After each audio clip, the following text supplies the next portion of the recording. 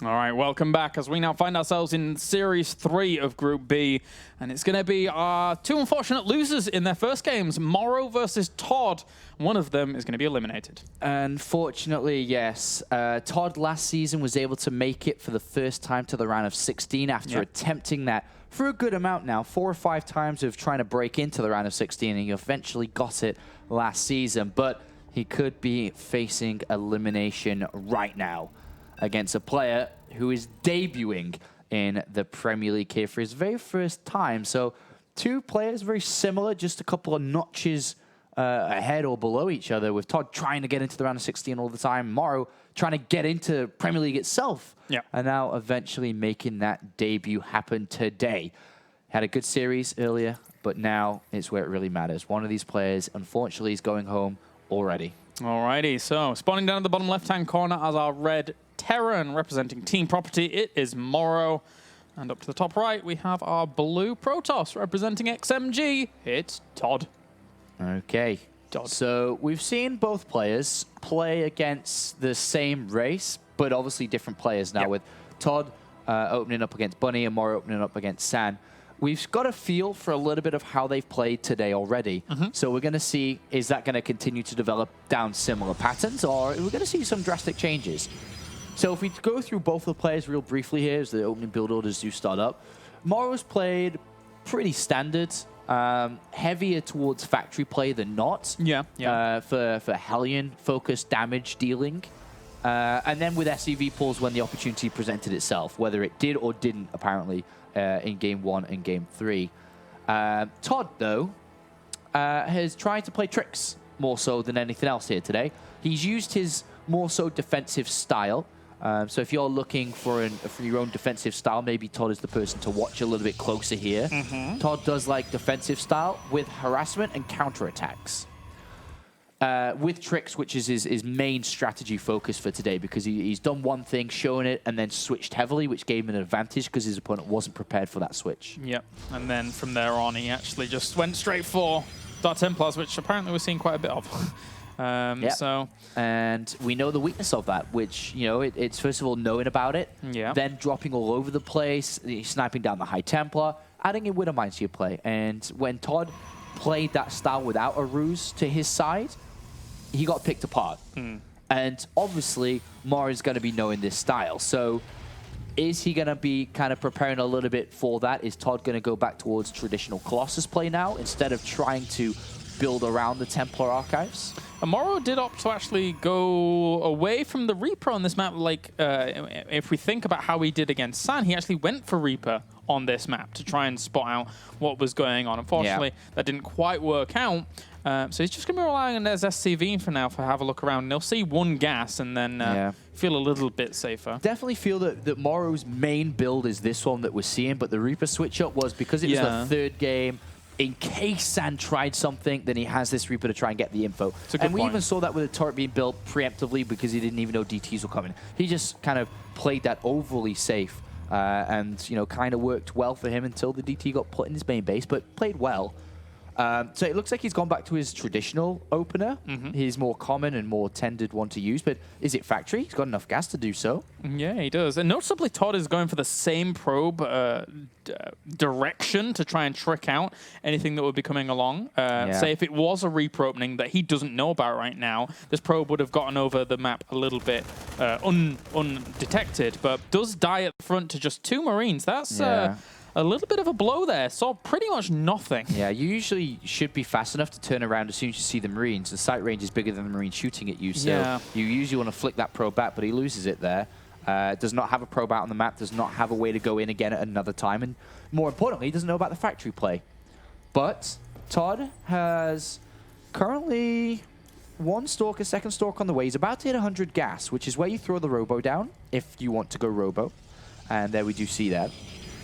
So quite standard, but in this map as well, when ToD played earlier, he tried the 3 Gateway versus the 3 Barracks, but on this game, he knows that MorroW likes the factory play, so I think he's already starting to prepare mentally for that, and with a Forge coming in as well, we could be seeing a Mineral Line Cannon being placed in with a pylon that is supporting that Robo. Yeah, playing as standard can be, and, you know, I think that ToD probably feels, as much as, you know, he may have been okay with the idea of playing against Bunny before, and you know, with a little bit of trickery, I think he probably feels quite okay playing against a guy like MorroW, who he probably plays quite a lot of the time. Right. So maybe this standard kind of setup for him is going to work out against MorroW. I think you're right. And I think ToD's right in that decisions too, and how he's playing it. I wonder if he does build it. Yeah, he's going to build a cannon. Yeah. ToD is not afraid to... how do I say this? He's not afraid to play against what he's expecting to play against. You know, you got me there? Like, yeah, I get you. He's actually willing to try things that may not even be happening in the game. He's willing to take risks. Yeah. The 3 gateway versus Bunny at the start to try and catch those units was a risk, because if he didn't push out, then he falls behind. But if he does, then he catches the units. In this regard, he's building the cannons. If it was regular barracks play, the cannons would be useless at this point in the game. It's a waste of money. But it is the same strategy again by MorroW. So is ToD going to be ready? He's got cannons. He should be, right? Yeah, he's only got 3 Stalkers and 1 Mothership Core, but that Photon Overcharge is going to be very, very helpful. Sentry on that ramp as well could help out if he's able to force field. Great force field to deny that from actually coming up. And, oh, Mothership Core is going to fall, but wait a minute. Wait a minute. That's a lot of damage, despite the good force field. 1 Stalker left. A mortar being used. Trying to dance San around. had 3 gateways, not 1, as we see ToD with. Yeah. Chose the cannons here.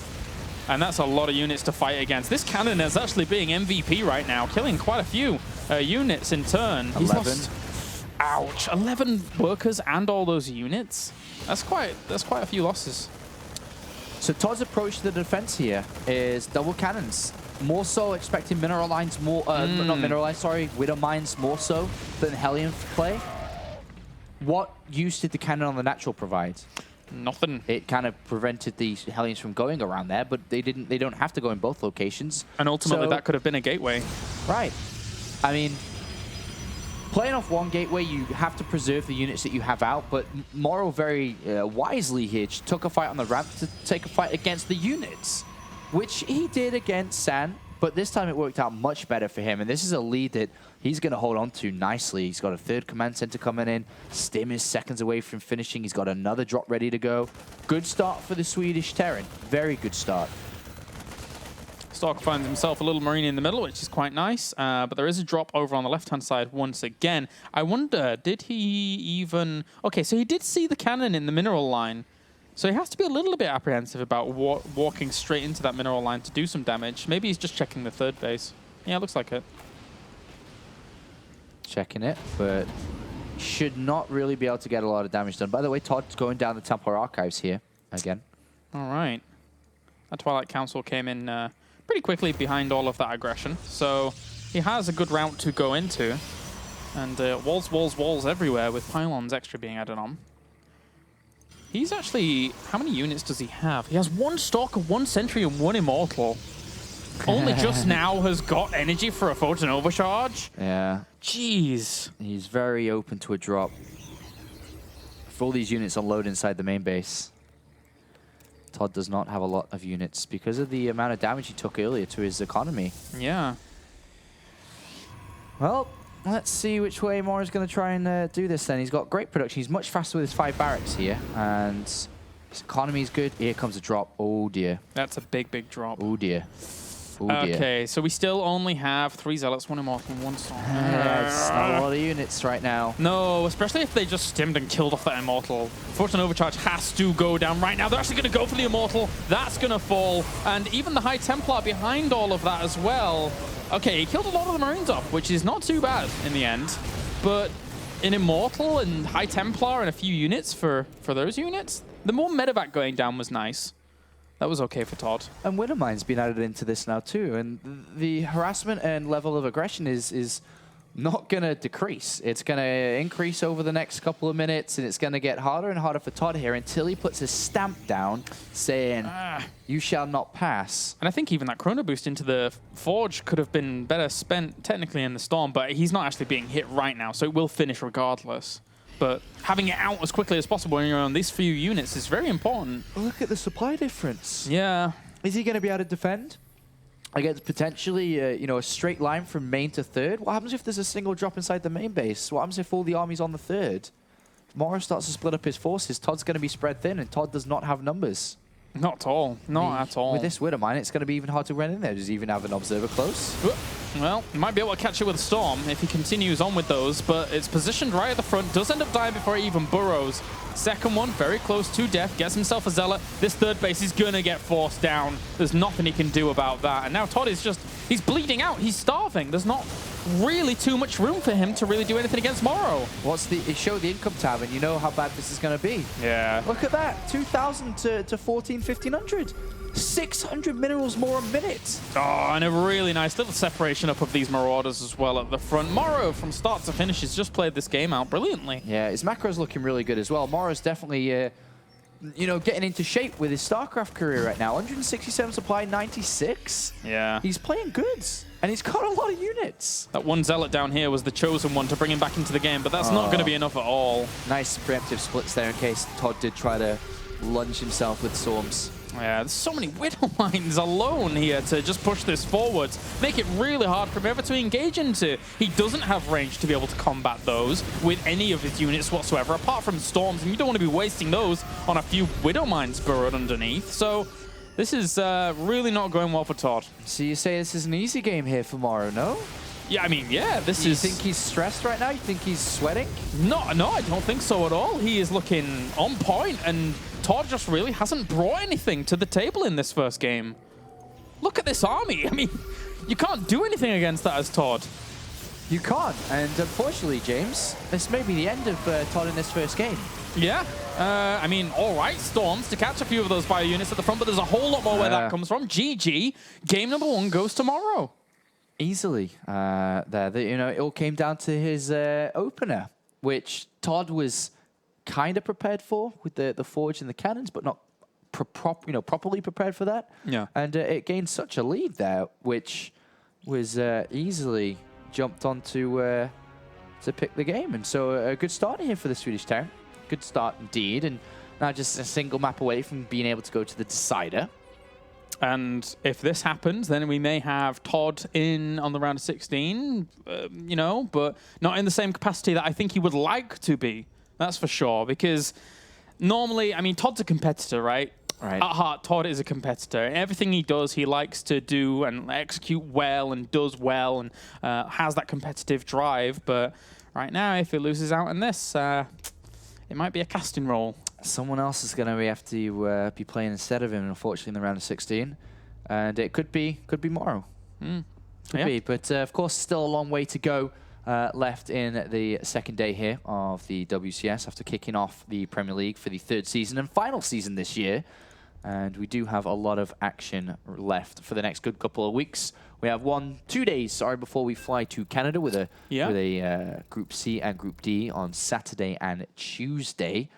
From here, and then of course the Intel Extreme Masters Toronto will take place, and then we'll return back with more WCS immediately and try to wrap up this round of 32 not long before the round of 16 begins. Yeah, I think it's the day after we get back we have the 5th group, right? E. That's right. Yeah, so StarCraft for a lot here. And we're trying to find the 16 players to come to play live in Cologne, Germany, here in the ESL studios. We already have 2. We're getting close to having 3. And 4 soon. Awesome stuff. All right, spawn down to the bottom right-hand corner. We have our Red Terran. Currently 1 game up. Here it is Properties. Team Properties MorroW. And up to the top left, on the verge of defeat. Unfortunately for him, really needs to pull it back. Representing XMG, it's ToD. ToD. T-O-D. I think he has to go tricky again. Run DMC style. Yeah. I mean, there's no doubt in my mind here that, unfortunately for ToD, with traveling and casting so much, he's not in the best of shape. No way. You actually cannot be in the best of shape. It's physically impossible to be in the best StarCraft shape while traveling and commentating so much. So, you know, tricks are one way to kind of evade that situation, to be like, all right, I'm not in the best shape, but if I trick him and gain an advantage, then, you know, I don't have to be in the best shape to pull this off. So mind games do come into play, build order strategy choices also. And he did do that earlier against Bunny. You know, he made it work. And maybe that's something that he'd be thinking at this stage of the day. Yeah, definitely. I mean, again, it's something we mentioned previously in the broadcast, but all you need to do is look at his recent results, and they're not going the way that ToD would like them to go, pretty much. His last, I think it's like 16 series or something like that. He's only won 2 of them. Yeah. And then coming into WCS Europe, which is the pinnacle of performance in this region, if that's your current results and that's your current form, it's not going to work out so well. Ooh, this pylon. I think he's just being... This is like... Devious. Yeah, quite devious. But I don't think he's going to put anything with it, right? He's just trying to say, well, if you're going to come and scout me and I only see 1 pylon, am I doing something really? Yeah. Tricks. Yeah. What do you think about ToD choosing Templar Archives over Colossus? And just, you know, because over the last month or so, 2 months, Colossus and Double Forge have become really popular once again. Yeah, yeah. We saw that in the InTouch Masters Shenzhen as well, that Zest was highlighting. But why aren't we seeing that again? I feel... Well, he has to think, why there was that probe there now? I think he's probably...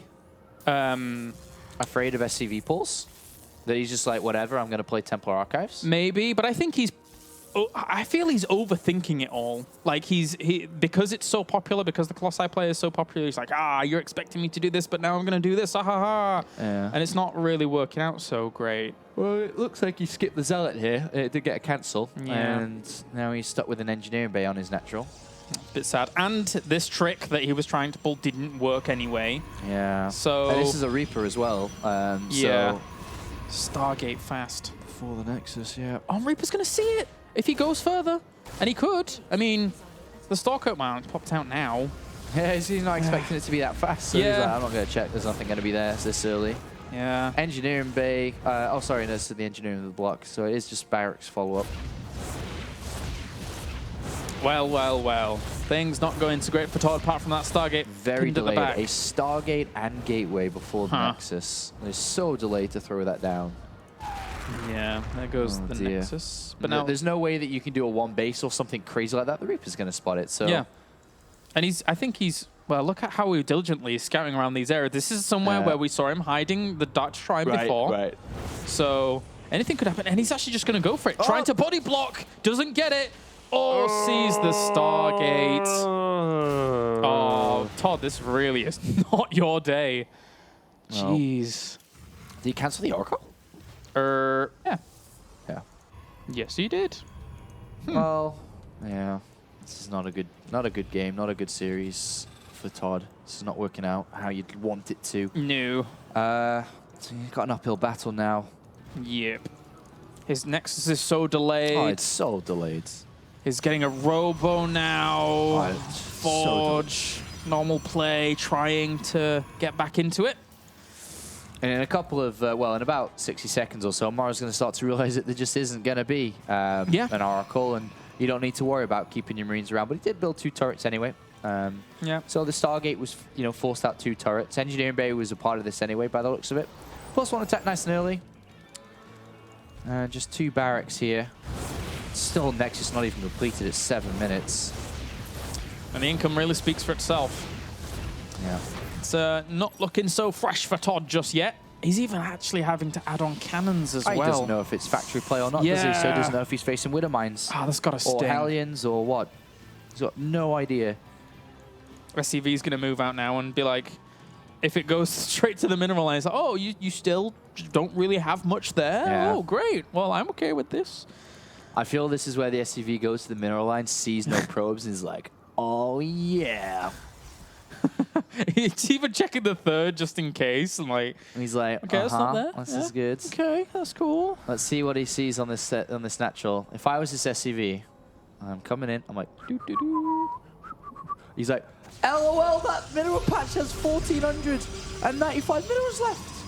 Yum. Just started mining from that. LOL. Oh, I swear I heard, yeah, I did hear an Oracle, and it's a hallucination. Yeah. But this isn't going to work for very long. As it goes in, has a look around. That's all it's really going to do.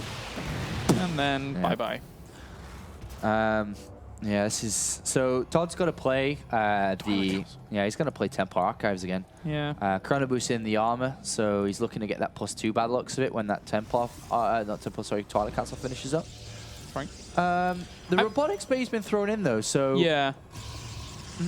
I mean, let's kind of just elaborate a little further. It's not like ToD is dead in the water. He may just get right? Blink here actually, instead of trying to go Templar Archives. Yeah. He may play Colossus and Blink.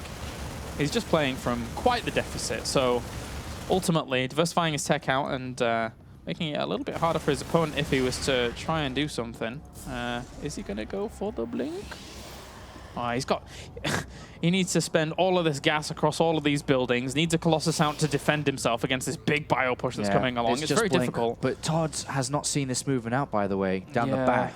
He's got no idea this army's here. He'll eventually see it with this Observer. But what units does he have? He hasn't even got any gateways. He's got one.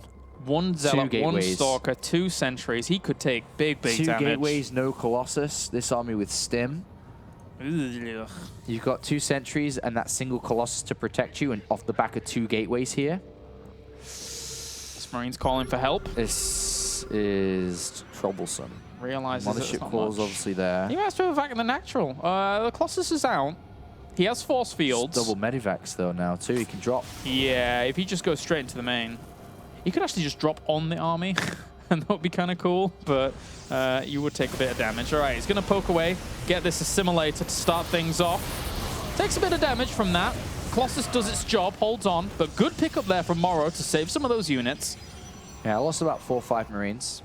Extra medevac jetting itself across the map now to reinforce. He knows, he saw how little army his opponent actually had during all of that. Once ToD's 3 extra gateways completes, then he's going to be fine. I think he's fine, like, directly if they fight on the natural, because he has another photon overcharge. He has 2 Colossus now. Yeah. But once the drops start to happen and these units land, then he's not really ready to fight directly. And the limiting of vision off from that Observer dying there as well. That's if he gets scary. himself, imagine behind the Twilight Council, Cybercore, and Gateway. Yeah, he's just not getting into there with the Zealots. That He's not getting anywhere close there, and he's going to lose Zealots. crucial structures. Oh, he could actually just snipe out a lot. He Yeah, could get the Robo. Man. Ah, the Robo is going to die. So is the Robo Bay. Thermal Lance and the robotics facility. Oh, so much pain. Great snipes. Yeah. Terrible news for ToD. He's now building a second Twilight Council. I'm not too sure why. This is very bad. And he sees the third as well. He could easily go anywhere he wants with this army and kill off anything, really. I mean, what's this to stop it? He has these 2 Colossi. They are really the linchpin of everything ToD has at this moment in time, because he just can't build anything other than gateway units. Yeah, second Twilight Council makes no sense here. Needs the Templar Archives if he's going to make a drastic switch, and a fast switch, most importantly. You can't wait to get the Robotics Baker back up and Colossus to be built and Thermal Lance to be researched. You've got to make a dramatic switch now. You need to get into Templar Archives. Oh, he knows his opponent is way out of position. Once again, he's going to drop. He could even get the Robo facility again. He could do anything he wants. He's actually getting pylons here. Go for the Robo, my friend, and solidify this lead even further. He gets it, and another Robo has to be built. Wow. Ooh. Wow. You are fighting against 2 Colossus. If he was going to SCV pull, you know that he's not going to have a hard time. And the barracks are there now and in full swing. 5 of them in total. How many Vikings does he have? 5?